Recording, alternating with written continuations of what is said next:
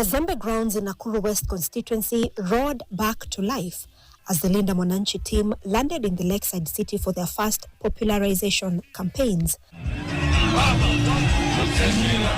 It is here that the rift in ODM party intensified after Orengo declared himself as the acting boss. Katibu mkuu ya ODM ni nani?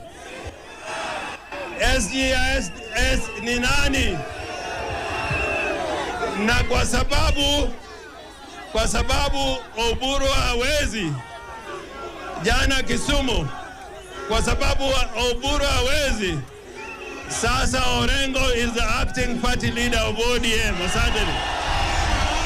Babu na Sifuna na James Orengo Jaduong, you are our last line of defense. Take care of these young men. Take care of these people, because Kenya will change.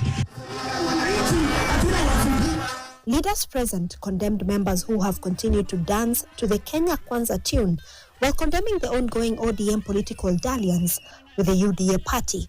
Lazima chama cha UDA kiheshimu vyama vingine.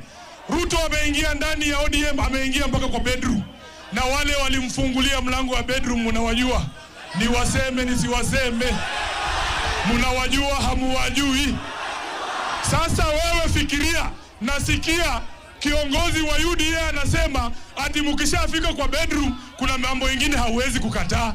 Mnajua aliunda ile timu ya Linda Ruto, ile ya Linda Tumbo, si mnawajua? Sasa wamejipata babaya, wamekaa kwa mawe, wakakwama. Sasa wanatafuta njia ya kupiga kona warudi hapo kwetu. Walisaliti baba kwa sababu baba alituambia tusiseme tutam. Hawa walianza kuimba kama mandege zimekunywa busaa. Tutam. While campaigning against President William Ruto ahead of the upcoming general election, the leaders accused the government of driving the country deeper into debt by privatizing public assets. Kama wale ambao wanatupatia loans wameshasema hatuwezi kulipa loans, na zile mashirika chache ambazo zinatengeneza pesa yenye itatusaidia kulipa hayo madeni tayari zinauzwa. Hali yetu inakuwa ngumu ama inakuwa rahisi? NHIF ilikuwa inafanya kazi ama ilikuwa inafanya kazi? Si ilikuwa inafanya kazi. Sasa serikali hii ikaenda ikanunua system ya SHA 104 billion. Ili hali kulikuwa na system ya NHIF. Nimeona walimu wa KUPPET wakisema hata SHA haiwalipi outpatient. Kama wananchi mmechoka kutumiwa kama chombo cha kupiga kura peke yake, kisha baada ya kupiga kura mnasaulika.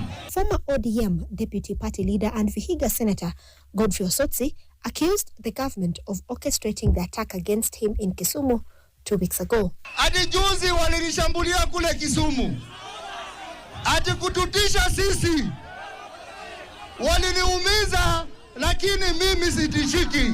Mimi nashangaa, kila mahali tumeenda tumetupa tear gas, leo wameogopa Nakuru.